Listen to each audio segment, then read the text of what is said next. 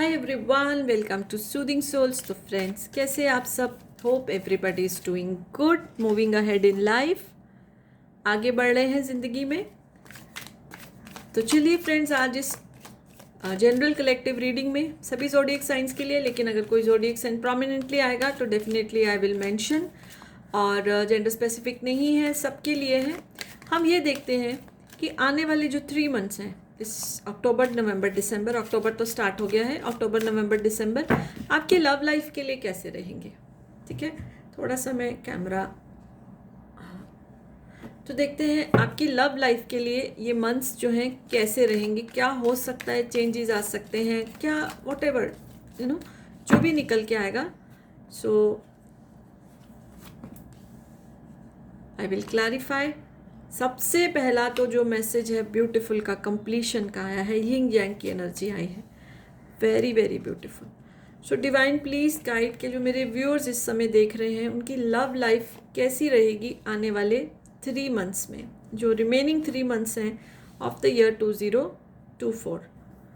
Okay, तो 7 cards निकाले हैं और उसके साथ में बॉटम ऑफ द डेक की एनर्जी है। बॉटम ऑफ द डेक की एनर्जी है फाइटिंग की।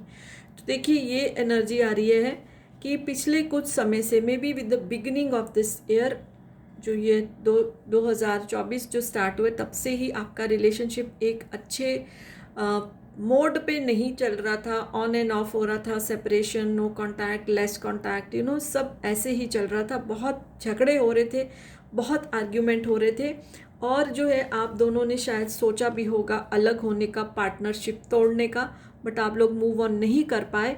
अगर फ्यू वीक्स या फ्यू मंथ्स के लिए भी आप लोगों ने एक दूसरे से ब्रेकअप किया है, तो बहुत आपको एक दूसरे की याद आई है।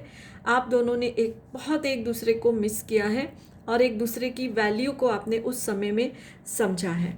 ठीक है, और जो है ऐसा हुआ है कि एक दूसरे को पाने के लिए कुछ मैनिफेस्टेशंस भी आप दोनों ने की हैं, और फिर आप दोनों का जो है वो यूनियन हुआ है। तो अब आने वाले जो 3 मंथ्स हैं, उसमें तो चेंज की, यिंग यांग की एनर्जी आ रही है, और मुझे ऐसा लग रहा है कि आप दोनों एक दूसरे की वैल्यू को समझ गए हो। अगर आप लोग मैरिड नहीं हो, और अगर मैरिड भी हो तो भी जो डिफरेंसेस थे आप लोग समझ गए हो, इस बात को समझ गए हो कि एक दूसरे के बिना जीवन कुछ भी नहीं है। अगर शादीशुदा लोग ये रीडिंग देख रहे हैं तो वो ये समझ गए हैं कि अब शादी हो गई है, अब इसको निभाना है, लेकिन प्यार से निभाना है। क्योंकि जैसे मैंने बोला, जब आप लोगों का जो सेपरेशन हुआ तब आपने एक दूसरे की वैल्यू को समझा है, तब ये अवेयरनेस आपके अंदर आई है कि नहीं। ठीक है, कई बारी हम हीटेड आर्ग्यूमेंट्स हो जाते हैं स्पर ऑफ द मोमेंट, उस समय कुछ ऐसा होता है और आर्ग्यूमेंट्स हो जाते हैं, लेकिन बाद में पछतावा होता है। तो वही जो है आप दोनों को पछतावा हुआ है। ठीक है, और आने वाले 3 मंथ्स की अगर एनर्जी देखें तो पहला कार्ड जो आया था यिंग यांग का कार्ड है, कंप्लीशन का, नंबर 10 कंप्लीशन का कार्ड है। तो जो भी अब तक हुआ, अगर बॉटम ऑफ द डेक से कंपेयर करें तो जो भी फाइटिंग हुई है उससे एकदम चेंज हो जाएगा, रिवर्स हो जाएगा, और जो है रिलेशनशिप कंप्लीट होगा।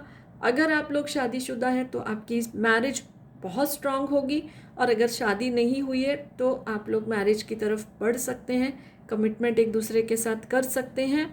और आप दोनों ने ये पॉइंट भी समझ लिया है कि हर दिन एक जैसा नहीं होता। अगर झगड़ा हुआ तो उसको पकड़ के नहीं बैठना है, उसको उससे रिलीज़ करना है और आगे बढ़ना है। ठीक है, आप दोनों ने जो सेपरेशन के पीरियड में एक दूसरे की क्वालिटीज़ को समझा है, उसका आपने सम्मान किया है, और इसीलिए आपके लिए गाइडेंस है कि उन पे ज़्यादा फोकस करना। देखिए, हर किसी में सिर्फ बुराइयां या अच्छाइयाँ नहीं होती हैं, मिक्स होता है। ठीक है, सब में अच्छाई बुराई सब कुछ होती है। तो आपको जो अपने पर्सन की अच्छाइयों पे ज़्यादा ध्यान देना है, कंसंट्रेट करना है, फोकस करना है।